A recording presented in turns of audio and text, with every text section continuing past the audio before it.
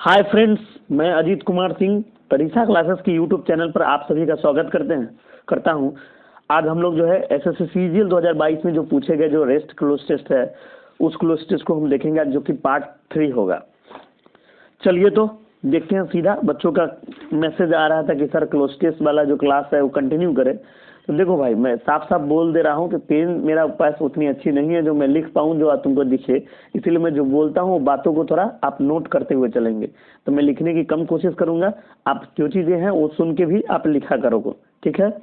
Okay, ठीक है दोस्त। तो हम लोग आज शुरुआत करते हैं। पहला क्लोज टेस्ट आज का जो है वो देखोगे। आज का पहला क्लोज टेस्ट रोबोट से रिलेटेड है। लिखा है कि a robot is a mechanical और वर्चुअल आर्टिफिशियल एजेंट। रोबोट एक मैकेनिकल और वर्चुअल आर्टिफिशियल एजेंट है। Usually an electromechanical machine that is by a computer program और इलेक्ट्रॉनिक सर्किटरी। और कह रहा है कि भाई रोबोट एक मैकेनिकल और वर्चुअल आर्टिफिशियल एजेंट है और ये कंप्यूटर प्रोग्राम और इलेक्ट्रॉनिक सर्किटरी से क्या होता है।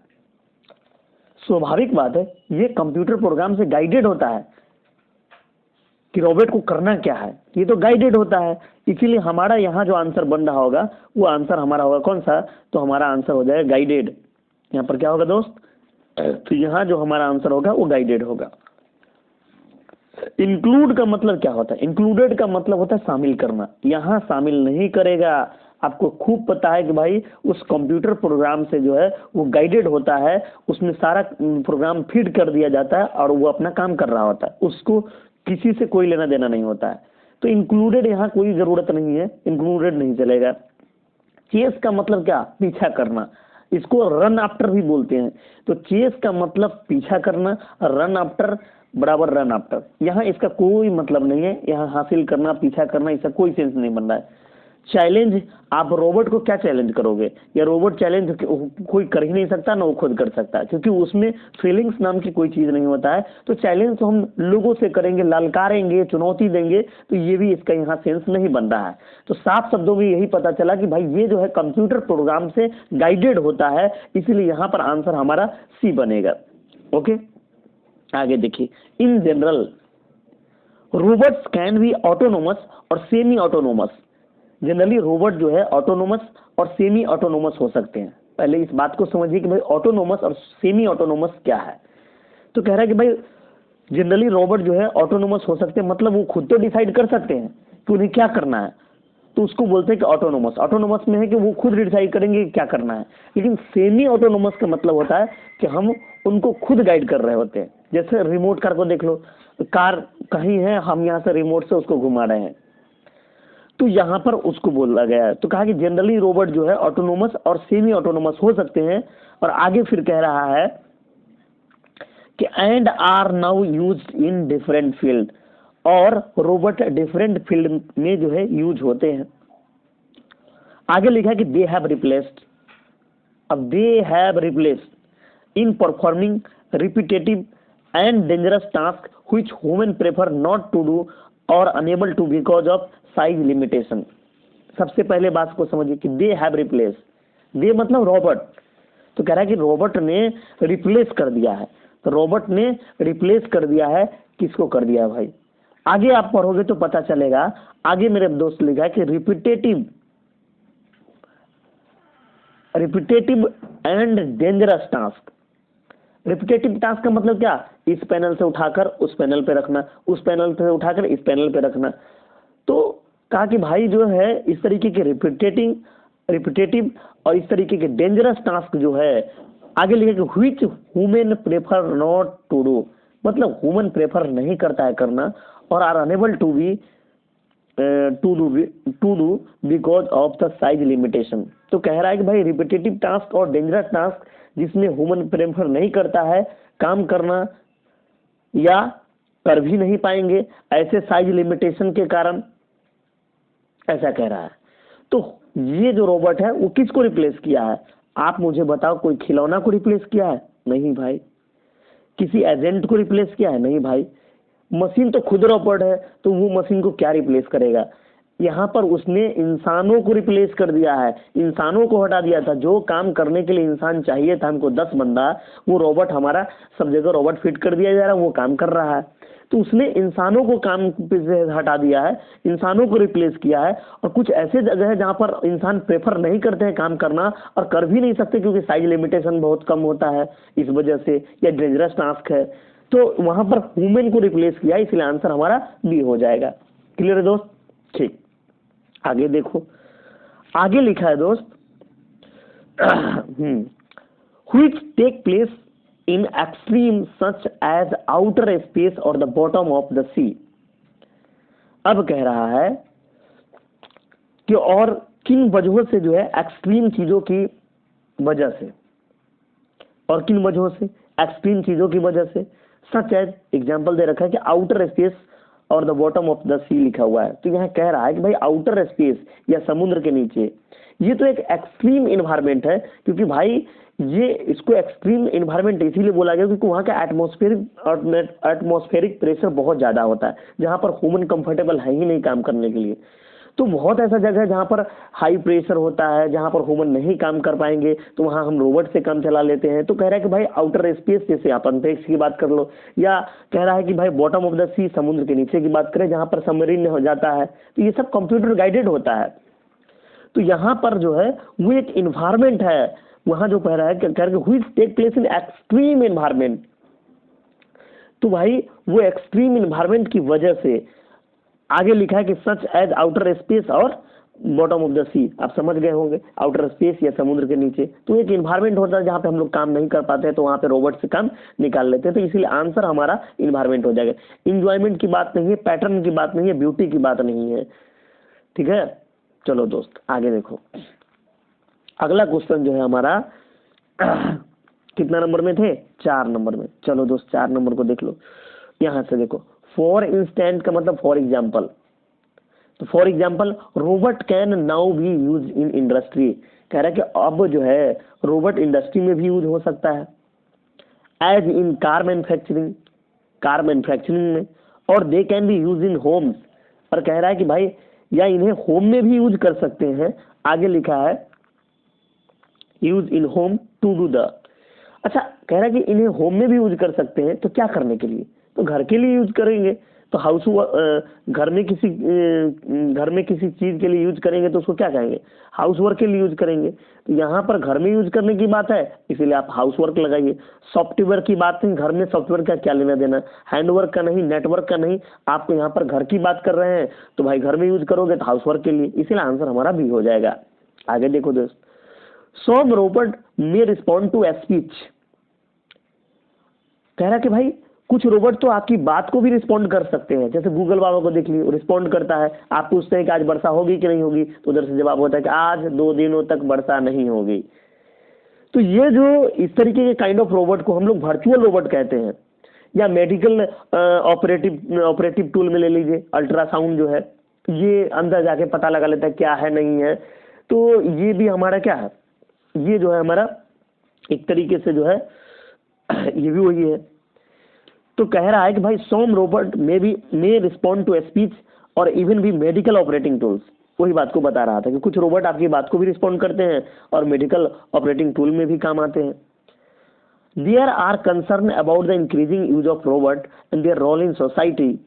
अब कह रहा है कि भाई अब जो ये बढ़ता हुआ कंसर्न है यूज ऑफ रोबोट की वजह से और सोसाइटी में रोल है उसकी वजह से, robots are blame for the rising as they replace worker in increasing number of function. कह रहा है अब यहाँ पर एज हमारा जो आया है वो एज किस वजह से आया? तो एज हमारा रीजन के लिए आया, एज है, बिकॉज है, सिंस है, हमारा कारण बताने वाला करेक्टर है। इसके बाद यहाँ पर कारण लिखा हुआ है।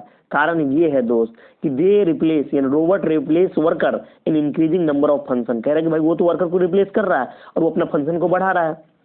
तो अगर ये कारण है तो इसका रिजल्ट क्या निकल कर आएगा? इसका रिजल्ट यही होगा कि राइजिंग किस में होगा भाई? तो एम्प्लॉयमेंट बढ़ जाएगा, क्योंकि रोबोट ने अपना जो है वर्कर को रिप्लेस करके, वर्कर को हटा के वो अपने फंक्शन को बढ़ा रहा है, इंक्रीज कर रहा है। तो इसका मतलब है कि इसका इफेक्ट आएगा, इसका रिजल्ट आएगा कि भाई अनएम्प्लॉयमेंट बढ़ जाएगा। इसलिए आंसर आप 1 लगाओगे। यहाँ पीस शांति की बात नहीं, सोशल इशू की बात नहीं, करप्शन की बात नहीं है। क्लियर है दोस्त? चलो अब देखते हैं हम लोग जो नेक्स्ट हमारा क्लोज टेस्ट है उसको देखते हैं। आगे लिखा है कि I will tell you what I will do. I will tell you what I will do and what I will not do.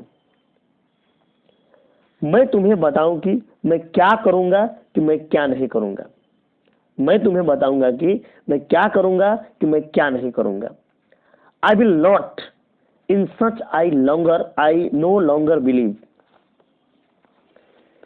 कह रहा है कि भाई मैं वो नहीं क्या जिसमें मैं विश्वास नहीं करता हूं। यहां कह रहा है कि I will in which I no longer believe. मैं वो नहीं क्या जिसमें मैं विश्वास नहीं करता हूं। भाई यहां सेंस ये है कि मैं वो काम बिल्कुल नहीं करूंगा जिसमें मैं विश्वास नहीं करता हूं। मैं वो काम बिल्कुल नहीं करूंगा जिसमें मैं विश्वास नहीं करता हूं। सबसे पहले तो डेबिट को आप छांटिए। डेबिट का मतलब क्या? आप बैंक खाते से जब निकाली गई रकम तो उसको कहते कि आपने डेबिट किया है। यहाँ किसी बैंक की बात नहीं चल रहा है कि किसी बैंक से आपने पैसा निकाल लिया, रकम निकाल लिया तो डेबिट कर लिए, ये तो चलेगा नहीं। लैग जो है हमारा नाउन भी है और वर्ब भी है। नाउन के रूप में इसका मतलब होता है विलंब और वर्ब के रूप में इसका मतलब होता है पीछे रहना या पिछड़ जाना। यहाँ वैसा कोई सेंस नहीं है कि पिछड़ गया या पीछे रह गया। ड्रेन को लोगे तो ड्रेन हमारा नाउन भी है और वर्ब भी है। नाउन के रूप में इसका मतलब नाली निकल कर आता है, नाली। अब वर्ब के रूप में इसका मतलब छानना या खाली करना, तो उसको भी कहते हैं ड्रेन। यहाँ ना कोई खाली करने की बात है ना छानने की बात है। अब बचा आपके पास सर्व। सर्व का मेरे दोस्त 3 मतलब है। सर्व का एक मतलब होता है भोजन परोसना, एक मतलब होता है काम करना, एक मतलब होता है सेवा करना। और यहाँ सेंस वही है कि मैं वो काम बिल्कुल नहीं करूंगा जिसमें मैं विश्वास नहीं करता हूं। इसीलिए आपका आंसर हमारा हो जाएगा नंबर कौन सा? तो नंबर लगाओगे कौन सा? नंबर हो जाएगा कौन सा दोस्त? तो नंबर हो जाएगा आपका 1 नंबर। क्लियर है दोस्त? तो आंसर हो जाएगा आपका सर्व। क्लियर है? I will not serve in which I no longer believe. मैं वो काम बिल्कुल नहीं करूंगा जिसमें मैं विश्वास नहीं करता हूं। आगे लिखोगे, आगे भरना है कि dash dash it call itself my home, my fatherland और माई चर्च। एक चीज को ध्यान आपको रखना है। अब यहाँ पर जगह तो है, मैं लिख दूं, आप इस बात को समझ जाइए। भाई अगला जो है आपको इसमें कनेक्टर डालना है। तो ये तो आसान सवाल आपको मालूम है, मैं लिखता हूं, अगर दिख जाए तो ठीक है। वेदर लिखा हुआ है। अच्छा, वेदर के कॉम्बिनेशन में और या और नॉट, और या और नॉट रहता है तो उसके कॉम्बिनेशन में हम लोग वेदर लेते हैं। ये तो ऑप्शन के लिए इस्तेमाल होता है। तो WHETHER ये इस्तेमाल तब करते हैं जब आगे और या और नॉट रहता है। और भी कंडीशन है जब किसी सेंटेंस में डाउट है, डाउटफुल है, नॉट श्योर है, वंडर है, एज्यूमिंग डेट है, इस तरीके का अगर कोई संदेहास्पद सेंटेंस रहता है तो वहां पर इफ नहीं हम लोग वेदर लेते हैं। प्रपोजिशन के बाद अगर इस्तेमाल करना है तो इफ नहीं हम लोग वेदर इस्तेमाल करते हैं। 2+V1 के पहले यानी इन्फिनेटिव के पहले इस्तेमाल करना है तो इफ नहीं हम लोग वेदर इस्तेमाल कर रहे होते हैं। और ये कंडीशन ये भी है कि भाई और या और नॉट कॉम्बिनेशन में तो वहां पर भी वेदर का ही इस्तेमाल कर रहे होते हैं। इस सेंटेंस में एक लॉजिक तो आपको साफ दिख रहा है कि भाई यहाँ पर और लिखा हुआ है और लिखा है, इसका मतलब यहाँ कॉम्बिनेशन में क्या भरोगे? वेदर भरा जाएगा। तो आंसर हमारा सी हो जाएगा। बाकी बात को आप समझिए, कहना क्या चाह रहा है। कहना यहाँ चाह रहा है कि भाई whether it call itself my home, my fatherland और माई चर्च। चाहे वो कहे कि यह मेरा घर है या ये मेरा पूर्वजों का घर है या चर्च है, फिर भी मैं नहीं करूंगा, फिर भी मैं नहीं करूंगा वो काम जिसमें मैं विश्वास नहीं करता हूं। सेंस यहाँ पर की है। तो यहाँ पर ऑप्शन है और इस ऑप्शन बहुत सारा ऑप्शन दिया जा रहा है। तो ऑप्शन दिया जा रहा है तो उसके लिए क्या लोगे? तो वेदर लोगे। अब वेदर का मतलब यहाँ सेंस है चाहे। तो चाहे वो कहे कि ये मेरा घर है, ये मेरे पूर्वजों का घर है या चर्च है, फिर भी मैं नहीं करूंगा वो काम जो इसमें मैं विश्वास नहीं करता हूं। तो आंसर हमारा हो जाएगा वेदर। बाकी को समझ लीजिए। नेवरदलेस क्या है भाई? नेवरदलेस तो ये हमारा डिस्पाइट का मीनिंग देता है, कॉन्ट्राडिक्शन दोहराता है। तो नेवरदलेस का मतलब फिर भी, नेवरदलेस का मतलब फिर भी, ये कॉन्ट्राडिक्शन बताने के लिए। यहाँ कोई कॉन्ट्राडिक्शन नहीं। समटाइम का मतलब कभी कभी, ये नहीं चलेगा। ये प्रिजम्बली से क्या लिखा भाई? हाँ, प्रिजम्पशन से बना हुआ है तो इसका मतलब होता है अनुमान, संभवतः। ये भी खत्म करो। आगे देखो, and I will try to myself in some mode of life or art. मैं अपने आप को क्या करने की कोशिश करूंगा, जिंदगी के तरीके या आर्ट के जरिए। तो कह रहा है कि भाई मैं अपने आप को क्या करने की कोशिश करूंगा, जिंदगी के तरीके या आर्ट के जरिए। यहां पर सेंस जो आ रहा है कि मैं अपने आप को एक्सप्रेस करने की कोशिश करूंगा मोड ऑफ लाइफ या आर्ट के जरिए। तो यहां पर आपको एक्सप्रेस लगाना पड़ेगा। आंसर हमारा हो जाएगा कौन सा, नंबर हो जाएगा 1। क्लियर है दोस्त। तो यहाँ साफ शब्दों में कहकर मैं अपने आप को एक्सप्रेस करने की कोशिश करूंगा मोड ऑफ लाइफ के जरिए या आर्ट के जरिए। क्लियर है भाई। कॉलेक्ट तो दे ही नहीं सकते, कॉलेक्ट क्यों दे, कॉलेक्ट दोस्त नहीं चलेगा। क्यों भाई, अब इसको मिटा लेते हैं, तो दिक्कत हो जाएगा, आप लोगों को लगेगा कि आंसर कौन सा वो पता ही नहीं चल रहा है। इसका तो सर्व था, इसका हमारा वेदर था, अब इसका आंसर हमने एक्सप्रेस चुन दिया था। ठीक, हमने कहा था कि मैं अपने आप को एक्सप्रेस करने का कोशिश करूंगा जिंदगी के तरीके या आर्ट के जरिए। क्लियर है। कॉलेक्ट, खुद को कॉलेक्ट कैसे करोगे, ये तो चलेगा ही नहीं भाई। अब देखोगे कि भाई डिसअपियर का मतलब गायब हो जाना, गुम हो जाना, तो यहाँ कोई सेंस ऐसा नहीं है। एस्टरलाइज का मतलब क्या, बैक्टीरिया से फ्री करना, तो यहाँ कोई बैक्टीरिया से फ्री थोड़े कर रहे हैं, तो ये भी नहीं लगाओगे। आगे देखोगे, आगे लिखा है कि as dash dash as I can and as wholly as I can. मैं अपने आप को पूर्णतः कोशिश करूंगा कि मैं एक्सप्रेस करूं। अच्छा, इस लाइन से क्या समझ में आता है कि मैं अपने आप को पूर्णतः कोशिश करूंगा कि मैं अपने आप को एक्सप्रेस करूं। तो इस लाइन से ये कहना चाह रहा है कि ये तो अपनी विचारधारा, जो इसके मन में जो विचारधारा चल रहा है वो अपने आप को बेहतर तरीके से एक्सप्रेस करने का चल रहा है। और जब कोई अपने किसी के मन में कोई विचारधारा चल रहा है और अपने आप को बेहतर तरीके से एक्सप्रेस कर रहा है, अपनी भावनाओं को एक्सप्रेस कर रहा है, तो उसको तो फ्रीली में बोलेंगे। और ऐसे भी भाई होली के कॉम्बिनेशन में तो फ्रीली ही आएगा, क्योंकि पूर्णता की बात कर रहा है, तो पूर्णता तभी होगा जब फ्रीली होगा। देखो क्लियर है। ये जो फितली है, फितली लग जाता, फितली का मतलब है एक्सप्रेस इन क्लियर, यानी कम शब्दों में किसी बात को रखना, तो उसको फितली कहते हैं।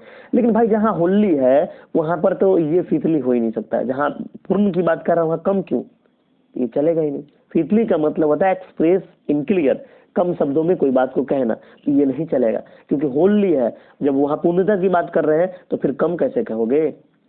ब्लिकली तो नहीं चलेगा, ब्लिकली का मतलब होता है विदाउट होप, बिना आशा का, यहाँ कोई ऐसा सेंस नहीं बन रहा है। मॉर्बिडिटी का मतलब क्या, the rate of disease in population, उसको कहते हैं मॉर्बिडिटी। यहाँ ऐसा कुछ नहीं कहा जा रहा है कि भाई किसी के पॉपुलेशन में ऐसा कोई बीमारी आ गया जिसका रेट बता रहा है कि रेट ऑफ डिजीज जो है बहुत हाई हो गया है, ऐसा कुछ नहीं है। तो मॉर्बिडिटी का मतलब the rate of disease in population, यहाँ ऐसा कोई सेंस बीमारी वाला है नहीं। तो यहाँ पर जो है इसमें आपको लेना पड़ेगा किसको, फ्रीली को। क्लियर है। तो मैं अपने आप को किस तरीके से, तो फ्रीली पूर्णतः कोशिश करूंगा, इसका मतलब है कि भाई ये फ्रीली एकदम फ्री होके जो है अपने आप को एक्सप्रेस करना चाहेगा कि मैं वो काम बिल्कुल नहीं करूंगा जिसमें मैं विश्वास नहीं करता हूं। आंसर हमारा डी हो जाएगा। क्लियर है दोस्त। Using for my defence, using for my defence, अपने डिफेंस के लिए, जो लिखा कि भाई the only arms I myself to use silence. Silence का मतलब वो चुप रहना पसंद करेगी। तो क्या करना पसंद करेगी दोस्त, चलो भाई, साइलेंस का मतलब चुप रहना पसंद करेगी। ठीक। एग्जाइल का मतलब होता है देश से बाहर निकालना। लेकिन कभी कभी आप कहीं कोई बातचीत चल रहा है, कोई कन्वर्सेशन हो रहा है, वहां अपने आप को आप अब्सेंट कर ले रहे हैं, तो उसको भी कहते हैं कि आपने वहां से बाहर निकल गए हैं, तो उसको भी कहते हैं एग्जाइल। तो कोई चल रहा है कन्वर्सेशन, वहां पे आप जो अपने आप को बाहर कर लिए, एब्सेंट कर लिए, तो उसको भी एग्जाइल कहते हैं। कनिंग का मतलब वही जो क्लेवर है, चतुर है, चालाक है, उसको कनिंग कहते हैं। तो ये उसका जो है कह रहा है कि द ओनली आर्म्स, और ये जो हथकंडा है, ये जो हथियार है वो कौन कौन सा है, तो साइलेंस है, एग्जाइल है और कनिंग है। तो ये डिफेंस के लिए जो आर्म जो है वो खुद के लिए वो क्या करेगी, अलाउ करेगी, ये जितना जो हमने बताया कि साइलेंस, एक्जाइल और कनिंग, वो जो है अपने खुद के जो है प्रयोग के लिए क्या करेगी, उसको अलाउ करेगी। आंसर हो जाएगा हमारा नंबर बी। इफ्यूमिनेट का मतलब क्या, फीमेल लाइक क्वालिटी, जिसको बोलते हैं कि मंगमेहार है, मतलब औरतों वाला गुण मर्द में आ गया तो उसको इफ्यूमिनेट कहते हैं। तो फीमेल लाइक क्वालिटी, ऐसा कोई यहाँ मंगमेहर की बात नहीं हो रहा है, जो नहीं लगा दोगे इसको। कॉशन का मतलब सतर्क और सावधानी, ऐसा भी बात नहीं है। बिहेव का मतलब क्या, अरे भाई आर्म का बिहेव से क्या लेना देना, ये तो चलेगा ही नहीं। आंसर हमारा हो जाएगा अलाउ, कि भाई वो अपने डिफेंस के लिए इस आर्म को खुद के लिए अलाउ करेगी, जो कि वो कौन कौन सा है, वो साइलेंस है, एक्जाइल और कनिंग है। तो ये हमारा होगा। अब मेरी तबीयत उतनी अच्छी है नहीं, मैं इसीलिए आज कुछ लिख नहीं रहा हूँ। कोशिश कर, बच्चों का डिमांड आया कि भाई आपने वीडियो नहीं दिया नहीं दिया नहीं दिया नहीं दिया, तो हम कहे चलो ठीक है भाई, इतना जल्दी जल्दी हमारा चैनल भी सब्सक्राइब लोग कर रहे हैं और बच्चा लोग करवा भी रहे हैं, तो हम कहे चलो कुछ वीडियो जो है कंटिन्यू कर दिया जाए। आपको आवाज़ से पता चल रहा होगा कि मेरा आवाज़ उतना फ्रेश नहीं जा रहा है, फिर भी मैं आपको जो भी वीडियो है, ताकि सीजीएल जितना भी प्री में पूछा गया है उस क्लोज को मैं आपको कंपाइल करके आपके पास मैं भेज देता हूँ। चलो भाई आगे देखो। India is one of the largest producer of T in the world. कह रहे कि दुनिया में चाय का लार्जेस्ट प्रोड्यूसर में से एक है इंडिया। एक बात को आपको यहाँ पर ग्रामेटिकली ध्यान रखना है कि इस वन ऑफ के बाद सुपरलेटिव डिग्री का प्रयोग और उसके बाद नाउन प्लूरल। वन ऑफ के बाद जब भी डिग्री इस्तेमाल करना हो तो सुपरलेटिव डिग्री ही इस्तेमाल करोगे, इसीलिए लिखा कि one of the largest producer of T. तो चाय का लार्जेस्ट प्रोड्यूसर में से एक है इंडिया दुनिया में। द इंडस्ट्री इज, अब क्या बोलोगे भाई, अब हमको यहाँ पर बताना है कि the industry is recognise. Recognise का मतलब कहना पैसिव वॉइस है, इसको रिकॉग्नाइज किया गया, इस इंडस्ट्री को रिकॉग्नाइज किया गया। आगे लिखा है कि एज, अब ये जो है एज फिर हमारा ये कॉज और इफेक्ट वाला आ गया। अब यहाँ पर देखोगे कि टेक्निकली वेरी वेल बताया है, तो ये आपका कारण है, इसका मतलब इसका प्रभाव है इधर, और इसका रिजल्ट यही दिख रहा है कि भाई इस इंडस्ट्री को जो है अब टेक्निकली वेरी वेल बताया है, बहुत अच्छा बताया है। इसका मतलब है कि इसका परिणाम क्या होगा, कुछ तो पॉजिटिव ही होगा। तो उसको जो रिकॉग्नाइज जो मिला है, उसको जो पहचान जो मिला होगा, उधर बहुत अच्छा बताया गया कि भाई टेक्निकली वेरी वेल है, बहुत अच्छा है।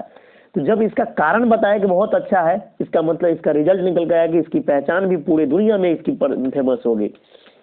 टीडीएस तो लगाओगे नहीं, इसका मतलब तो बोरिंग होता है, उबाऊ। भाई यहाँ पर टेक्निकली वेरी वेल बताया है, अच्छा बहुत अच्छे से उसको आप टेक्निकली वेरी वेल कह रहे हैं, तो इधर तो उसको रिकॉग्नाइज बहुत ऊंचे दर्जे पर किया गया होगा, तो उबाऊ नहीं हो चलेगा, टीडीएस नहीं चलेगा।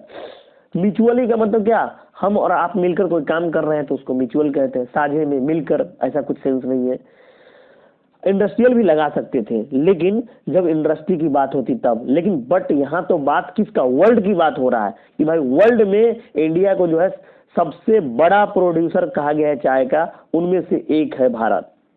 तो यहाँ वर्ल्ड की बात चल रही, तो केवल इंडस्ट्री की बात नहीं, जो इंडस्ट्री लगा दोगे तो ये नहीं चलेगा। अच्छा ग्लोबली का मतलब क्या होता है, ग्लोबली का मतलब होता है across the world, all over the world, यानी पूरे संसार में। तो कहना भी चाह रहे थे कि इस इंडस्ट्री को जो रिकॉग्नाइज किया गया है वो ऑल ओवर द वर्ल्ड किया गया है। यही वजह है कि आगे इसका कारण दिया था कि टेक्निकली वेरी वेल है, ये बहुत अच्छा है, और इसका रिजल्ट निकल कर आया कि पूरे वर्ल्ड में जो है इसकी पहचान किया गया, रिकॉग्नाइज किया गया। इसलिए आंसर हमारा हो जाएगा ग्लोबली, आंसर नंबर 1। ग्लोबली का मतलब होता है across the world, all over the world, answer number 1।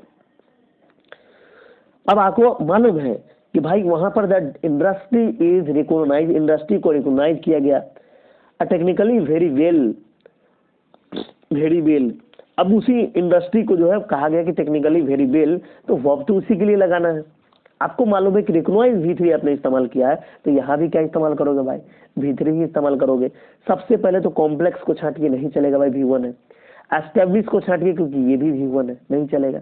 या तो आंसर पैम्पर होगा, पैम्पर्ड होगा, या तो इक्विपाइड होगा, यही दो में से आंसर हो सकता है। क्योंकि आपको मालूम है कि दोस्त यहाँ देखने का कोशिश करो, ये अपना नजरिया तेज करो कि भाई रिकॉग्नाइज यहाँ पर V3 है, तो यहाँ भी तो कोई V3 हिलाओगे, टेक्निकली वेरी वेल। अब भरो, क्या भरा जाए। तो कह रहा कि भाई इंडस्ट्री ग्लोबली रिकॉग्नाइज है क्योंकि टेक्निकली बहुत बेहतर तरीके से क्या।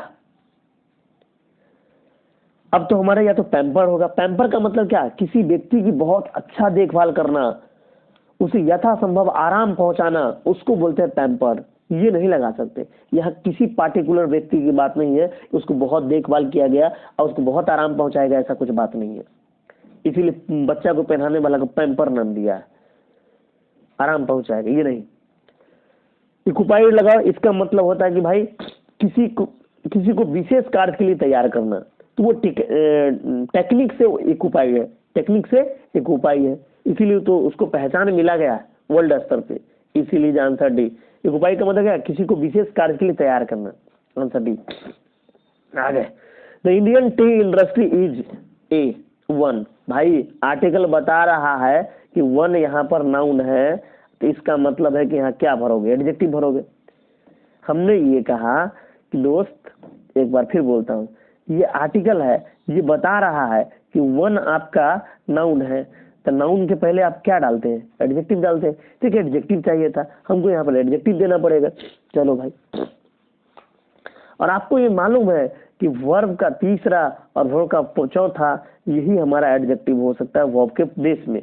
तो वर्ब के बेस फॉर्म में तीसरा या चौथा ही एडजेक्टिव होता है, पहला तो कभी होगा नहीं। तो सबसे पहले दोस्त मेरे फॉलोइंग को छांटोगे। किसको छांटोगे? तो सबसे पहले मेरे दोस्त आपको यहाँ पर छांटना पड़ेगा फॉलोइंग को, क्योंकि फॉलोइंग हमारा V1 है, नहीं चलेगा, बाकी हमारा सारा एडजेक्टिव है। कंडेंस का मतलब क्या? तो कंडेंसिंग का मतलब संघनन बनाना, किसी लिक्विड को गाढ़ा करना। यहाँ किसी लिक्विड की बात नहीं चल रही है कि गाढ़ा कर दिया। थ्रैशिंग भी नहीं दे सकते। थ्रैशिंग का मतलब खूब पिटाई करना, यानी दंड स्वरूप किसी को आप खूब पिटाई करते हैं तो उसको बोलते हैं कि थ्रैशिंग कर दिया, इसी से नाम पर आया थ्रेसर। तो थ्रेसरिंग का मतलब ही होता है खूब पिटाई करना दंड स्वरूप। या खेल में भी कभी कभी करारी हार मिल जाए तो उसको भी थ्रेसरिंग कहते हैं। तो यहाँ ना कोई खेल में करारी हार हुआ है और न ही किसी को दंड स्वरूप पिटाई किया गया है, ये क्यों दे? आपको लगाना पड़ेगा फॉलरिस। फॉलरिस का मतलब क्या? फलता फूलता, फलना फूलना, सफलता की ओर आगे बढ़ना, तो उसको कहते हैं फॉलरिसिंग। तो यहाँ पर सेंस भी वही है कि the Indian tea industry is a fall rising one. यानी ये जो कह रहा है कि भाई ये जो इंडियन टी इंडस्ट्री जो है वो फॉलरिस करती हुई इंडस्ट्री है, फलता फूलता हुआ इंडस्ट्री है, सफलता की ओर अक्सर अग्रसर होने वाला ये इंडस्ट्री है। क्लियर है दोस्त? Tea has been use in India, ये जो चाय है, tea has been use in India for purpose. अब देखो, चलो दोस्त, कह रहा कि चाय इंडिया में किस चीज के लिए यूज हो रही है, आप ही मुझे बता दो। खूब मालूम है कि चाय को हम लोग एक दवा की तरह यूज करते हैं कि भाई थोड़ा सा सर भारी हो गया तो चाय बना लो, थोड़ा सा मन सर्दी खांसी हो गया तो काढ़ा बना लेते हैं। तो ये चाय जो है एक मेडिसिनल पर्पस की तरह हम लोग यूज करते हैं, मेडिसिन की तरह यूज करते हैं, इसलिए आंसर नंबर सी। और मेडिसिन भी ज़्यादा लेंगे तो हमारे लिए शरीर के लिए अच्छा नहीं होता, उसी तरीके से चाय भी ज़्यादा हमारे लिए अच्छा नहीं होता, आंसर हो जाएगा मेडिसिनल। सिक, ऐसा थोड़ा कि बीमारी के उद्देश्य के लिए करते हैं, नहीं भाई, ऐसा नहीं सेंस है। और इम्यून के लिए नहीं, इम्यूनोलॉजी का मतलब क्या है, स्टडी ऑफ इम्यूनिटी, ये भी नहीं चलेगा। तो चाय को भारत में जो है मेडिसिनल पर्पस के लिए यूज किया जाता है एज वेल एज, और इसके साथ साथ किस बात के लिए भाई, अब यहाँ पर देखना है, और किसके साथ, और इसके साथ साथ इंजॉयमेंट के लिए भी। तो कंजम्पशन का एक मतलब दोस्त मेरा होता है, कंजम्पशन का एक मतलब तो होता है खपत, और एक मतलब होता है इंजॉयमेंट। एक मतलब क्या होता है? इंजॉयमेंट। इंजॉयमेंट एक मतलब होता है खपत, एक मतलब होता है इंजॉयमेंट। तो कह रहा है कि भाई इस चाय का जो है भारत में जो यूज है, एक तो मेडिसिनल पर्पस, और इसके साथ साथ जो है इसका इंजॉयमेंट के रूप में भी यूज करते हैं, ऐसा कह रहा है। तो आंसर नंबर सी हो जाएगा। एडवांटेज नहीं, फुलफिलमेंट तो यहाँ नहीं होगा, वो तो ड्रीम्स के लिए होगा, होप्स के लिए होगा, एम्बिशन के लिए होगा, यहाँ नहीं चलेगा दोस्त। रिटेंशन का मतलब होल्ड, ये भी नहीं चलेगा। आंसर हमारा हो गया सी। क्लियर है दोस्त? चलो, अब इसमें आपको हमने भर के बता दिया है, बाकी आप आंसर टिक कर लो ना। क्लियर है कि हमको इसमें बताना पड़ेगा? तो चलो भाई, इसका आंसर था ग्लोबली, इसका आंसर था ये, इसका फुलरिसिंग था, इसका मेडिसिनल था, और इसका क्या था, इसका कंजम्पशन था। ठीक, इसमें कोई दिक्कत? चलो पिछला वाला क्वेश्चन को देख लो, इसमें का आंसर देख लो भाई। इसका आंसर हमने टिक किया है, इसका क्या था भाई, सर्व था, इसका क्या था वेदर था, इसका क्या था एक्सप्रेस था, इसका क्या था भाई फ्रीली था, और इसका एक अलाउ था। क्लियर है दोस्त? चलो इसमें देखो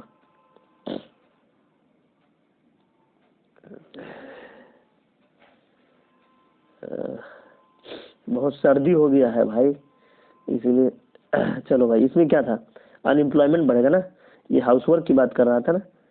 चलो इसमें देख लो यार ऐसा क्यों होता है। चलो दोस्त इसका आंसर बताओ, इसमें क्या हो जाएगा। एक तो गाइडेड बताया था, दूसरा बताया था ह्यूमन को रिप्लेस करेगा, तीसरा क्या बताया था कि यहाँ के इन्वायरमेंट बहुत ही ज़्यादा टफ होगा, तो आंसर हो गया। तो विशेष क्या बोलूँ, आज की सेवा यहीं तक, मिलते हैं नेक्स्ट वीडियो में। आपसे एक बेहद रिक्वेस्ट हमारा है, हमेशा करते आ रहे हैं कि भाई वीडियो को लाइक कीजिए, शेयर कीजिए, कमेंट कीजिए, जितना ज़्यादा हो सके सब्सक्राइब कराएं चैनल को। Okay thank you, bye bye.